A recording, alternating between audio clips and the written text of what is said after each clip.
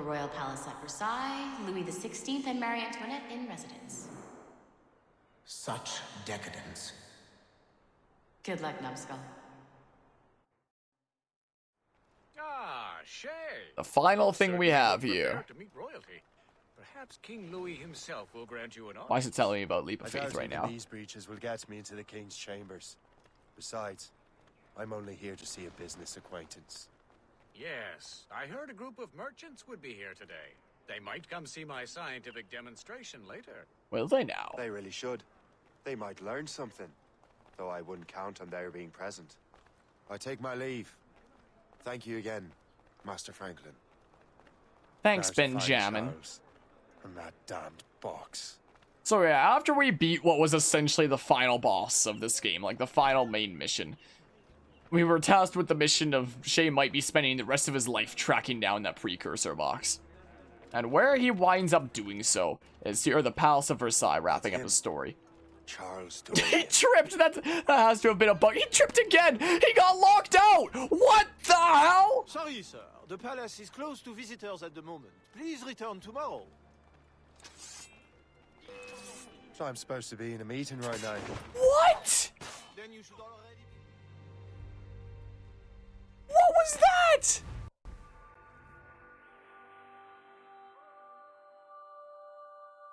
He tripped, he got locked out, and then his model bugged the hell out. I've never seen that happen before. Will happen again. Think you know what this is? Yeah, so recall Assassin's Creed Rogue, and look, he goes in this time. What the heck? That time he went in. Assassin's Creed Rogue and Assassin's Creed Unity released on the exact same day. Ubisoft literally released two main series Assassin's Creed games on the exact same day, which I, to this day, believe was a very stupid business decision. Because nobody wound up really caring about Rogue, because why play that when they can play like the fancy next-gen crazy new thing of Unity, you know? And with the crazy hype that was built up for that. But with them being released on the same day, they decide to have them play into one another. So, the finale of Assassin's Creed Rogue, the ending of this story, is the beginning of Assassin's Creed Unity. A game that will probably start, like, I don't know, January 1st next year, considering we started AC1 on January 1st last year and AC4 January 1st this year. So maybe we'll start Unity January 1st next year. I'm leaning towards that idea, at least. You suspect nothing. Also stabby stab. Also stabby stab. Locate the secret meeting. Do not get detected. That guy's running over. No one cares that man died. You spoke a little too soon. This guy cares that man died. But does anyone care that that man died? One person cared. I love how nobody at the party notices that we're just, she just continues her animation, and then she's just like, well, I guess that guy's just dead now. It happens. Another man that I show interest in, just dead. Oh, I should have equipped the, oh, I needed to equip unarmed. And then I probably would have pushed him into, I wanted to push him into the bookcase. Gosh darn it. I think that would have been funny. Darn it. Didn't get to push him into the bookcase. So, you know. Hello, Reggie Pup. Wait, is this glitched? Well, it's a Ubisoft game, so essentially so. Do not get detected. Did you see their faces when we stole those apples? So these are literally our two main characters of Assassin's Creed Unity. The next game we have coming up. Except like when they're young, right at the very beginning of the game. Right at the intro of it. So I do think that it's cool how, you know, when games connect in that kind of way. I do still feel like Rogue should have released at least a few months before Unity. So that, you know, people could play this and then Unity and be like, whoa, that leads into that. Instead of them both releasing on the same day. And then it's like, okay, there's like Rogue, that's essentially the game for people who, you know, are playing the last gen consoles. But why do you play that when you can play like the next gen super hyped up thing of Unity? So like, I feel like Assassin's Creed Rogue is probably the least known Assassin's Creed game. Do I actually just walk through here? Do they not care? When we stole those If apples. they repeat the same dialogue. Or this mission in a top 10. So am I.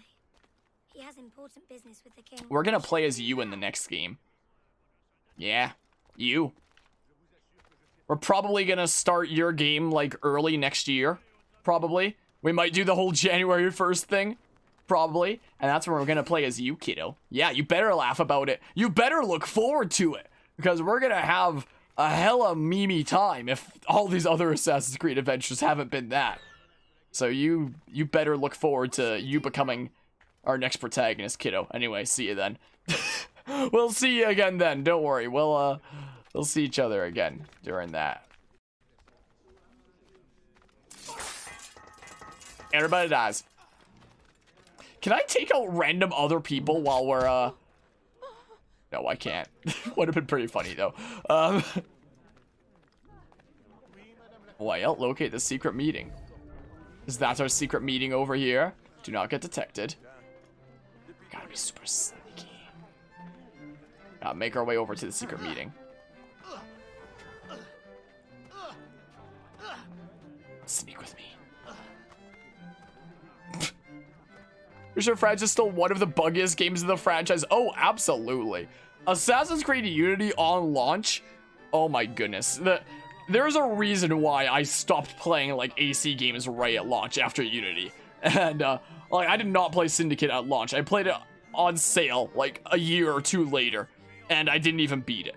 So there is a reason for that. Apparently they fixed most of the glitches of AC Unity by now, from what I've heard. We'll see if that's true by the time we get to Unity. There's a glitch in this quest that you'll always send if, well, watch it after things maybe. He just stays red with Eagle Vision. So it's interesting in Assassin's Creed Unity. One of the main character, Arno Dorian, who we saw earlier, one of his main character kind of motivations is uncovering the secrets of his father's death. Like, who was his father? Like, what was his organization that he belonged to? Perhaps you have seen him? And, like, how can he live up to his father's legacy? Have you seen a little boy around?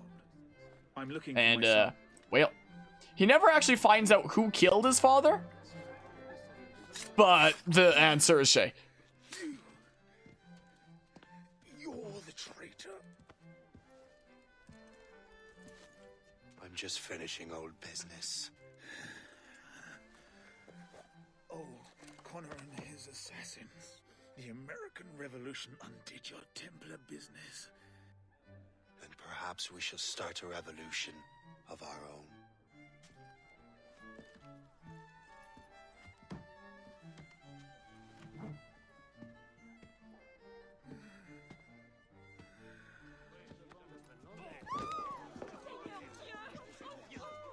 Uphold the principles of our order, and all that for which we stand.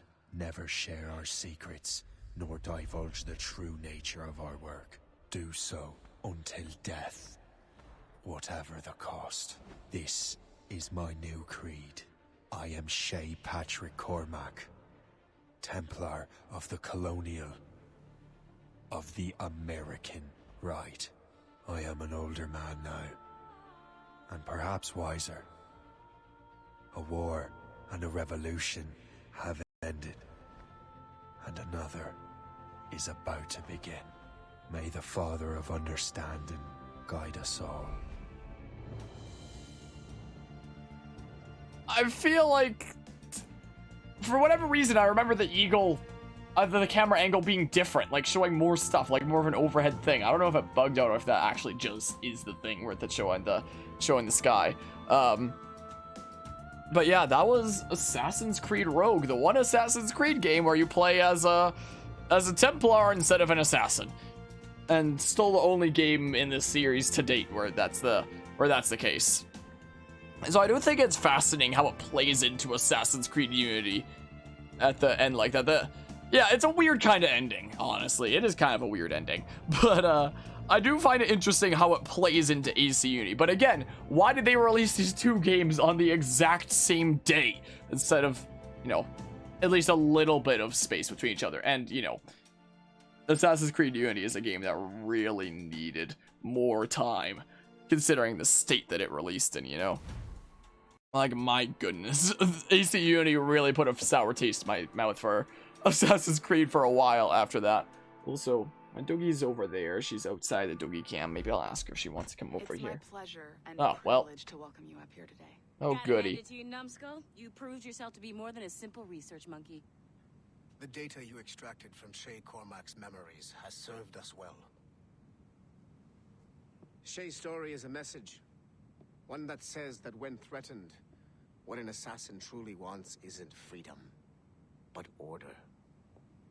And we represent the highest order there is. Whatever you learn from your Animus experience only scratches the surface. We have existed since before recorded human history, and have recently been reborn, disguised as Abstergo Industries. And entertainment.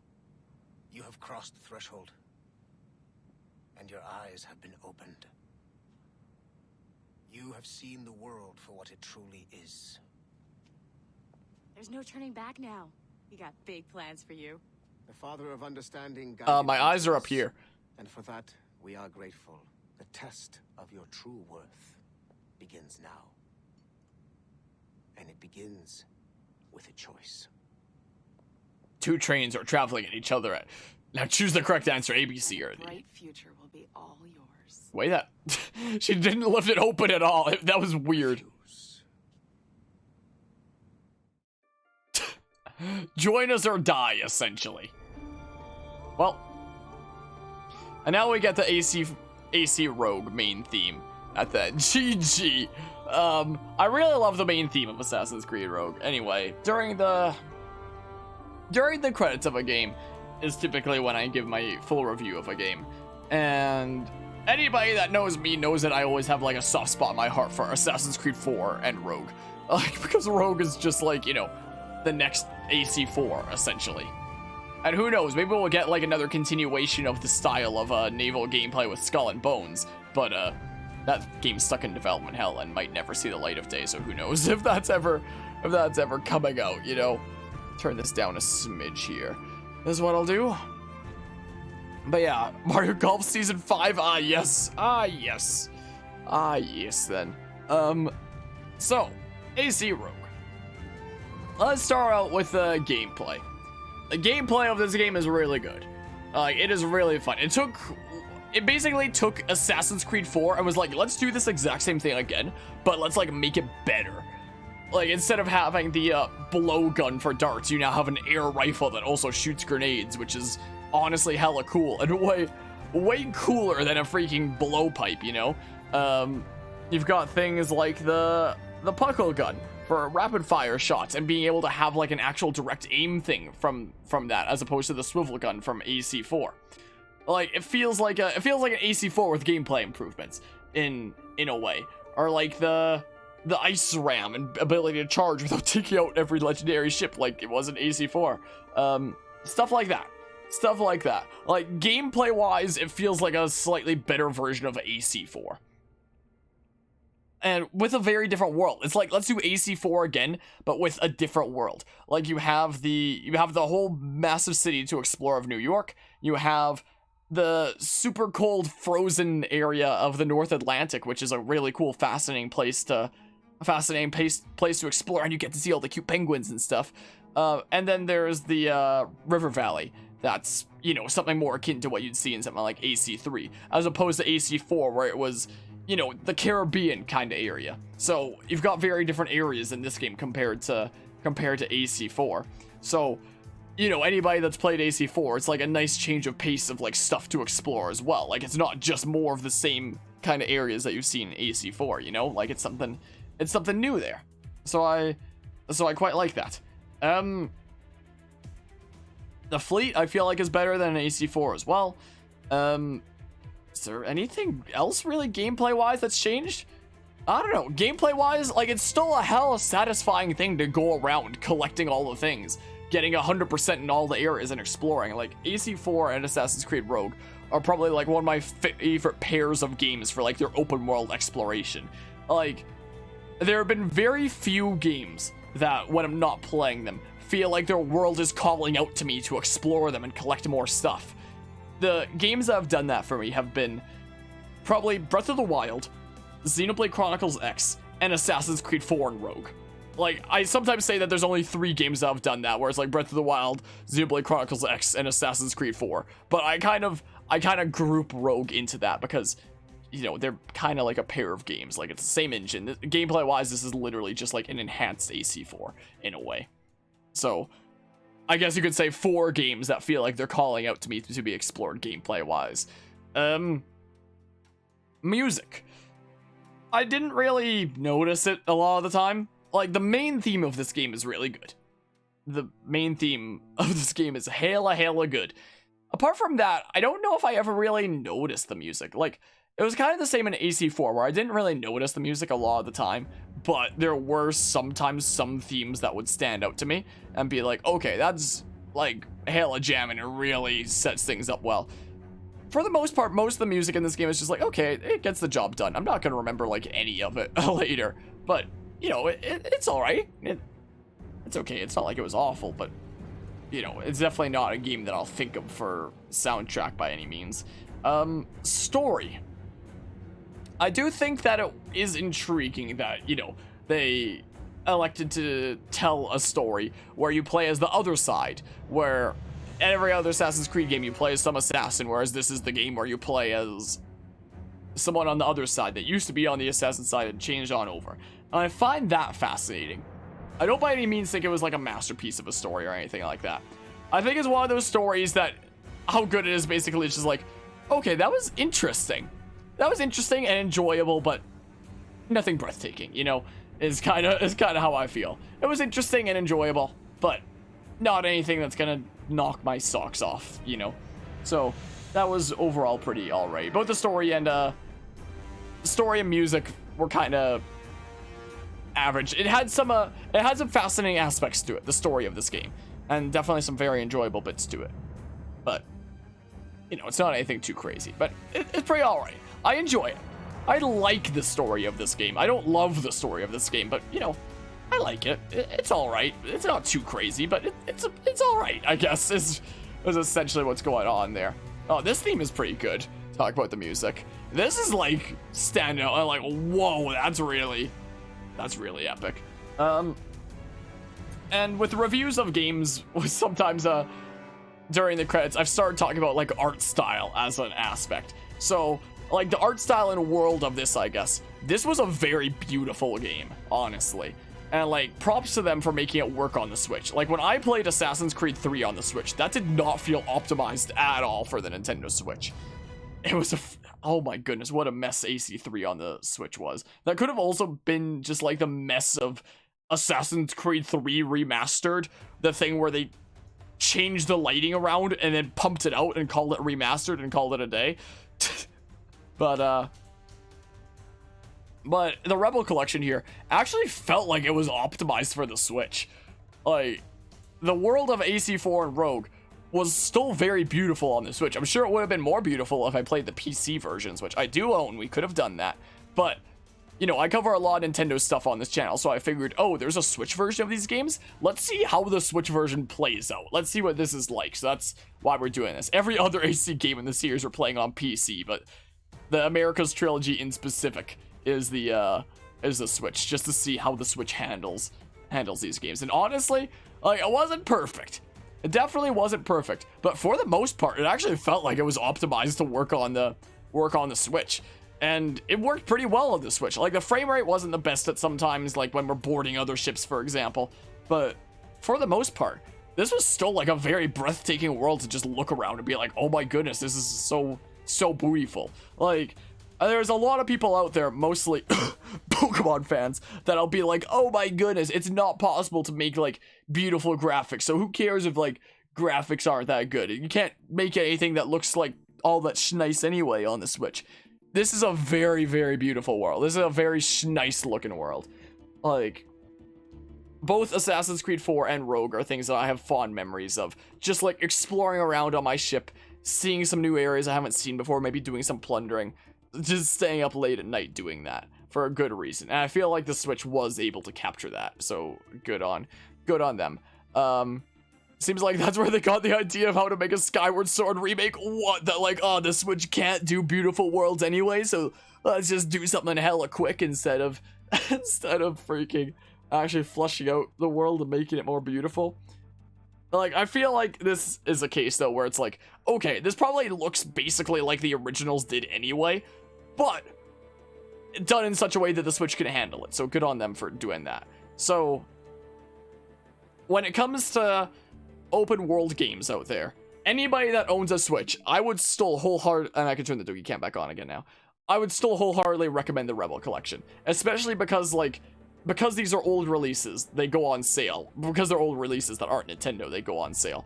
Like, here in Canada, a full-priced game is 80 Canadian dollars. I believe that normally this game is 50 Canadian dollars, which is like 40 USD. And on sale, this is like 30 Canadian dollars, which is like 20 or 22 bucks like US, something like that. Maybe closer to 25 if they round it there. So, you know, when you find this game on sale, which happens from time to time, you can get this for like 25, 30 bucks, depending if you're in like the States or Canada or something like that. That is honestly like one of the best gaming deals I've ever had. I picked up this game on sale. And honestly, like one of the best gaming purchases I've ever made. That is a really, really good deal.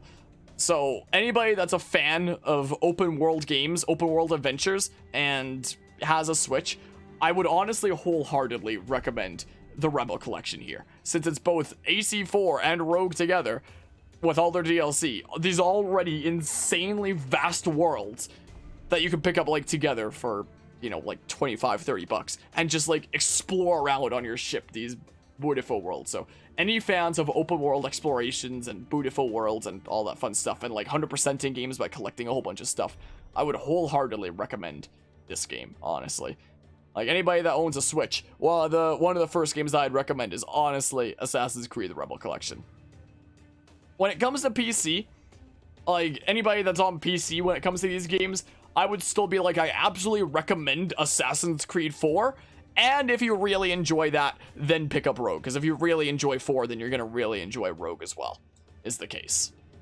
And then, I don't know about the whole rest of the series. I really like the Ezio games, but I don't know, I'm not gonna be one of those persons that's like, oh my goodness, everybody has to play like every game in this series, but, you know, anybody that's fans of open world exploration, I would wholeheartedly recommend AC4 on like PC. And if you really, really like it, then Rogue. I feel like Rogue wouldn't be a good one to, you know, pick up on its own.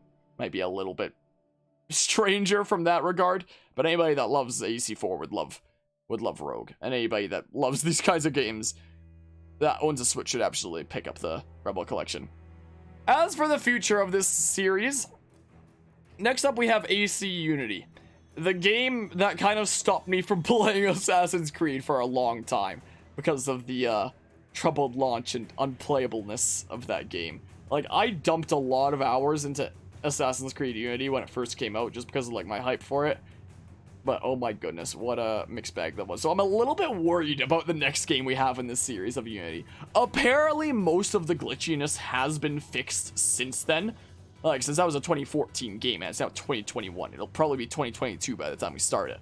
But apparently, most of its glitchiness is fixed.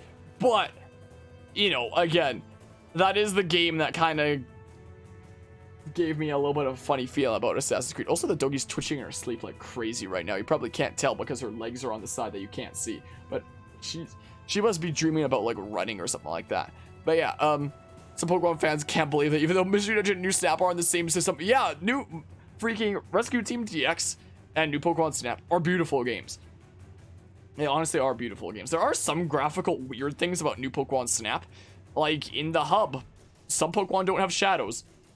And I don't know why. That happens sometimes, but for the most part, very beautiful games. Very beautiful games. Like, Rescue Team DX is probably like one of my favorite looking worlds on the Switch. I think is really beautiful. Can I skip this? I'm basically done with my review. So yeah, I absolutely adore Assassin's Creed Rogue. Really? I can't skip. Wow.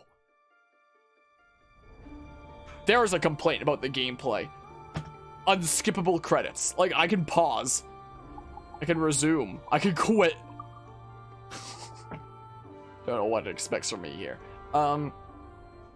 My absolute favorite games in the entire Assassin's Creed series are Assassin's Creed 4 and then like Rogue, because it's, you know, basically like another version of Assassin's Creed 4 is what it feels like. So these pair of games in the Rebel collection here, absolutely my favorite Assassin's Creed games in the whole series. So in terms of my opinion of the Assassin's Creed series, this is as high as it gets, unless, you know, the games that I haven't ever played before that we play on this channel really blow me away. Because again, I haven't played any of the most recent 3, so I don't know what they're like. It's possible they could really blow me away and one of them could become my new favorites. But for this foreseeable future, in terms of my opinion of Assassin's Creed games, this is the peak of my opinion in this series. So, you know, when I started this whole Assassin's Creed series of every game in order, I was always really looking forward to covering Assassin's Creed 4 and Rogue. Because, like, okay, those are the games I can get behind the most. Oh my goodness, those are so much fun. Most games have unskippable credits, even the greatest games of all time. Yeah, I don't know why this doesn't. What the heck? But yeah, so when we started this whole series of all of them in order, I was always really looking forward to AC4 and Rogue, because those are the things I could get behind the most and, like, really enjoy, you know, sailing around, exploring these vast worlds. So, you know, it's gonna be a bit sad to see this go, because I knew this was gonna be the peak of my enjoyment for this series, but yeah. My oh my. Of course, this playthrough isn't done yet, like we beat the game, but just like Assassin's Creed 4, I'm going to 100% it because of how much I adore these games, and I guess we'll get the entire Rebel collection 100%ed then, in that case. Is what will be the case. So, we will still have, I'll probably still stream it for a little bit tonight, go around collecting some more stuff, and then we'll have like one final session to finish off this game and get like the legendary ships and stuff most likely. And that's probably the time that I can throw Shay into the Edward outfit, and I can don my Assassin's Creed 4 cosplay one final time before the Rebel collection is done, you know? I like that idea. Don the Edward Kenway cosplay for when we go after the legendary ships for the most legendary pirate battles, you know? Most legendary pirate battles we'll get until Skull and Bones launches, which, I've been reading some articles on Skull and Bones. Apparently it was supposed to be like a multiplayer kind of update or version to Assassin's Creed 4 after that game did really well, and Ubisoft wanted to expand on the ship combat and such. And then it eventually became like its own game in development, its own IP, Skull and Bones.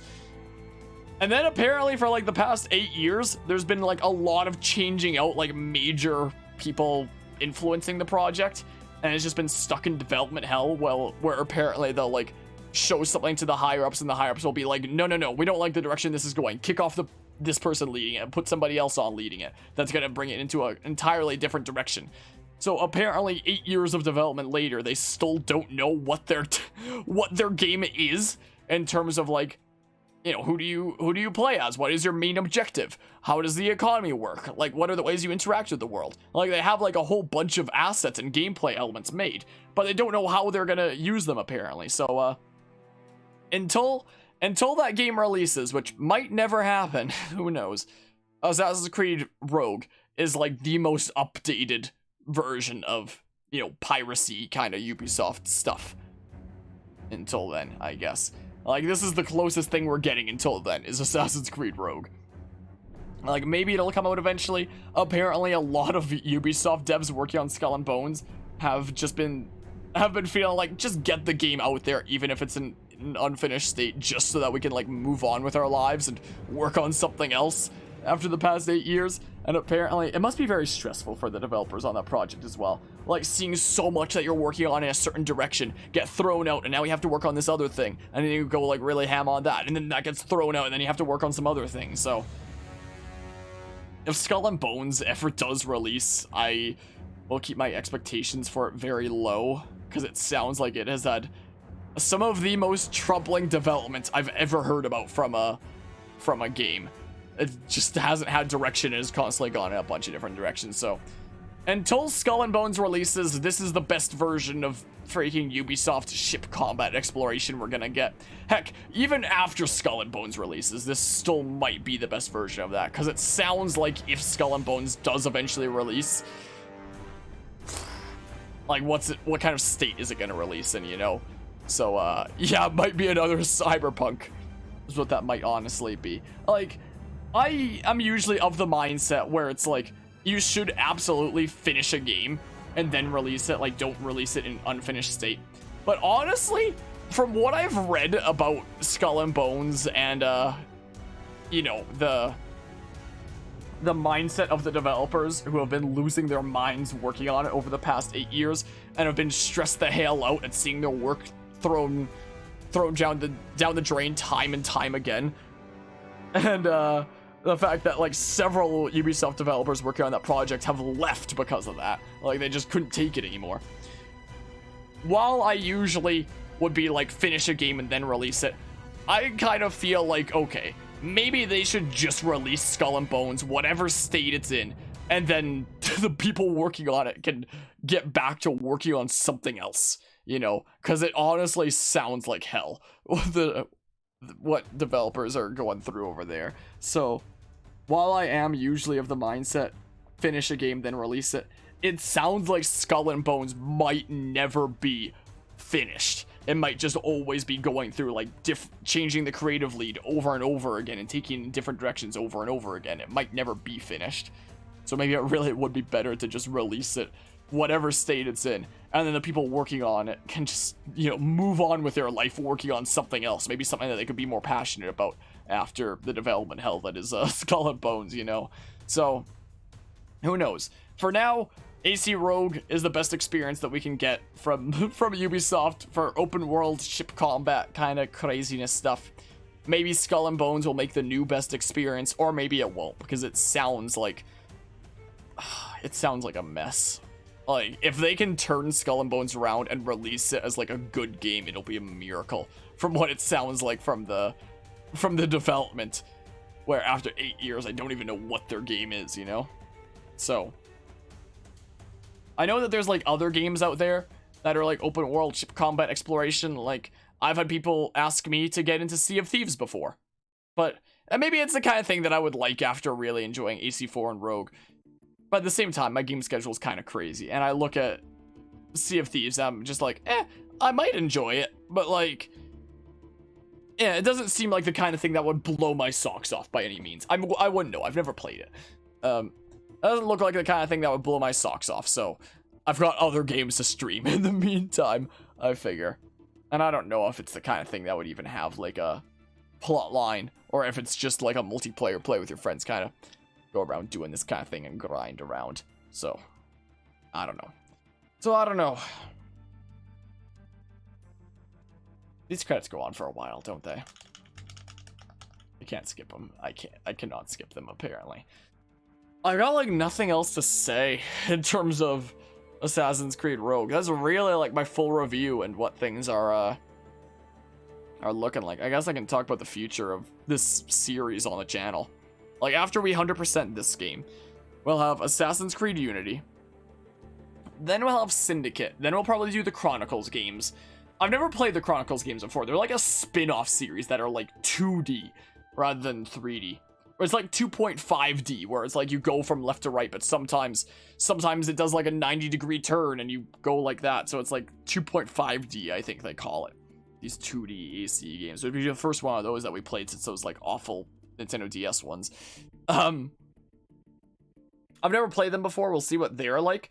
And it's also weird because there was 3 of these Chronicles games that released. There was China, India, and then Russia, I believe. I've never played any of them. And China released first, and then Assassin's Creed Syndicate, and then India and Russia.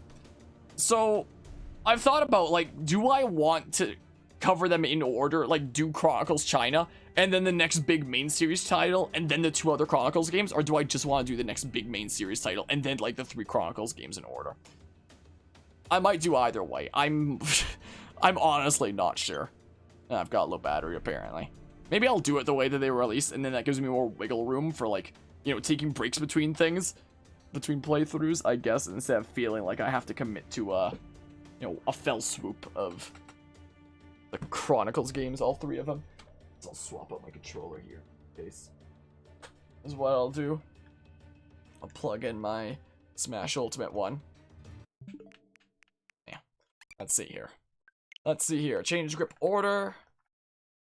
Let's go ahead and do that. There we go. So we'll see what's going on with that. I'll figure that out. We'll figure it out after Unity. After Unity, I'll figure out what the hell order we're doing Chronicles. Then after that, we have a whole bunch of the games that I've never played before.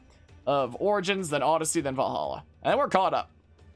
We'll finally be caught up. It's still a ways to go. That's probably still like the next 2 years of covering Assassin's Creed on this channel.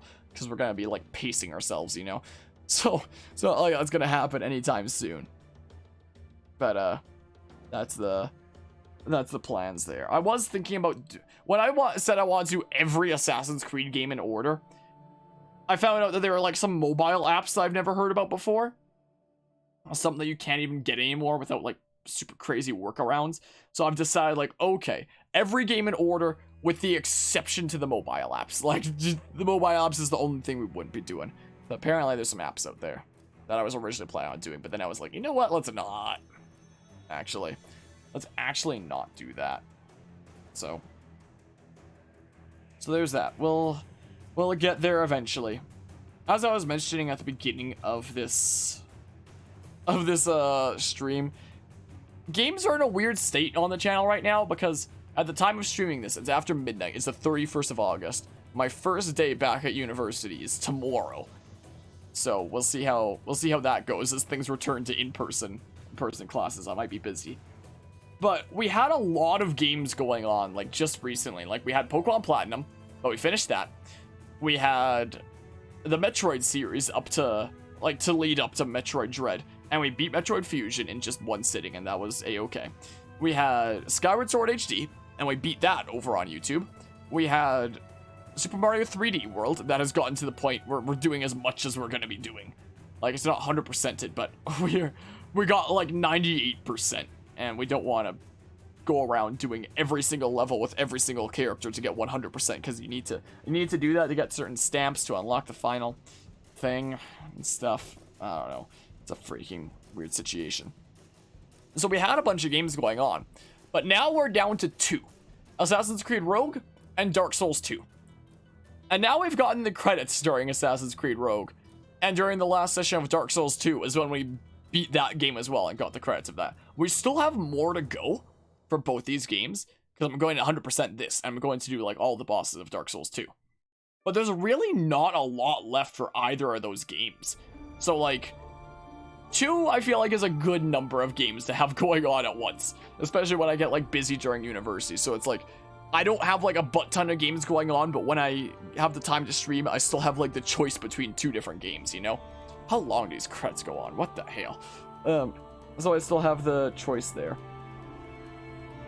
So we have 2 games ongoing right now, but we've got like probably 1 more session of each of them, and that's it most likely. Like just to get like the last few bosses of Dark Souls 2 and do its DLC. It could be 2 more sessions rather than 1. It could be, I'm not sure. But it's either 1 or 2 more sessions. And for Assassin's Creed Rogue here, like this is absolutely an easy 1 more session for like the 100% stuff that I haven't gotten already. Like there's no way that this takes me more than 1 more session after this to 100% it. Like I refuse to believe it. There's no way it does that. So both these games are going to be done soon. And it makes me wonder, like, should I put another game into the schedule here soon? Cause never end, we're stuck here forever, honestly. Honestly, that's what it feels like. My goodness. So, I could add a new thing, but yeah, the credits are still going, yep. But there is also like new releases coming up to cover. Like we were talking about Tales of Arise earlier this stream. Tales of Arise and WarioWare on the Switch are releasing back to back. And because WarioWare isn't out yet, I can't know how long it's gonna take. But I looked up roughly how long it takes to beat a lot of different WarioWares out there. And it doesn't really seem like there's a way to quote-unquote, like, beat it. Like, I guess there sort of is. But, like, if you want to really cover it and I guess go through it and quote-unquote beat it, it'd probably just be, like, a few hours long. So, it sounds like WarioWare I can probably beat in one sitting, and I probably don't need to worry about, you know, having another crazy long game added to my schedule. Tales of Arise, I do have to worry about having another crazy long game added to my schedule, because that's going to be like a 70-hour JRPG, most likely. So that one's going to be long. So, leading up to that, I did think, like, oh, maybe I'd beat, like, either one of Dark Souls 2 or Assassin's Creed Rogue, and then, you know, one is going to be available that I do alongside Tales of Arise. But now it's looking like both are going to be done very soon. Both might be done before Tales of Arise even releases. So I may pick up, like, another thing, and then I have, like, one thing ongoing alongside Tales of Arise, because these might be done before then, or at least around there, because both this game and Dark Souls 2, we're very close to getting through them on this channel, is the thing. So I looked at, like, my list of games that I have to cover before a certain date. Like, what games are releasing in the future that I have to cover other stuff before it comes out. There's Splatoon 3, where I've gotten through Splatoon 1, but still have to get through Splatoon 2 on this channel. But that'd be hella short, so I'll just do it when Splatoon 3's, like, when its actual full release date is announced. Because then you strike while the iron is hot, because people are talking about, like, oh my goodness, Splatoon 3 is coming up. So it makes more sense for me to wait on that. Another game that's coming out next year is the sequel, Mario & Rabbids. And I really, really enjoyed the first Mario & Rabbids game. I became a content creator, like, at the beginning of 2018, and the Switch released early on in 2017. So anything released in that window was stuff that, like, released before I was a content creator. Just that little narrow window of stuff on the Switch. So Mario plus Rabbids was one of them that released that summer, and I loved that game. That game was really, really good, and I've wanted an excuse to cover it on the channel for a while. And now that the sequel's coming out, now I actually have a reason to, like, cover that before it comes out. And I really enjoyed that game. I never played its DLC. I heard good things about its DLC, and I own it, but I've never actually played it, because that's around when I started getting more busy as a content creator and stuff. So I was thinking that maybe in the near future here, we might start Mario plus Rabbids, and then get through that, and, like, just do the main game, and maybe save the DLC for later, depending on what my schedule's looking like. And then maybe do the DLC when the full release date for that is announced, because the DLC is, like, a very separate thing, it sounds like. So, maybe something like that. So, when it comes to the whole game queue and schedule, it very much seems like Assassin's Creed Rogue and Dark Souls 2 are going to be wrapped up very soon. If seeing the credits for both those games already didn't give that indication, they're going to be, like, fully wrapped up here very soon. A normal person might wrap it up here, but I'm 100%ing these. But still very soon. So, because of that, we might well pick up Mario plus Rabbids soon, and maybe that'll be the thing that we're doing alongside, like, Tales of Arise. Could well be the case. So, this is looking like it's gotta be close to the end now. So that's kind of, like, my plan, essentially. But yeah, still don't understand why they're releasing Splatoon 3 on the Switch when Splatoon 2 is already on the Switch. Yeah, I don't understand it either. And that's part of the reason why we're going through them all, is to see, like, is there enough difference here? Because I would think that Splatoon would be, like, one of the big multiplayer games, kind of like Smash Bros, where it's like there's one per console, you know? But apparently not. Apparently that's not the case. And there's gonna be 2 per console this time. I don't get it. So we'll see how I feel about that when we make it that far. Anyway, we beat the game now. I still don't know what the last thing here is. Like, this is green rather than blue, so it's not 100%ed. Like, it must be if you do, like, everything else in the world, something else unlocks here. Yeah, it must be, like, the final assassin interception or something like that, because it says that's what I'm missing here. I don't see it anywhere on the map. So, maybe when you do all the other ones, this one here appears, and then you get, like, New York 100%ed. Maybe. I don't know.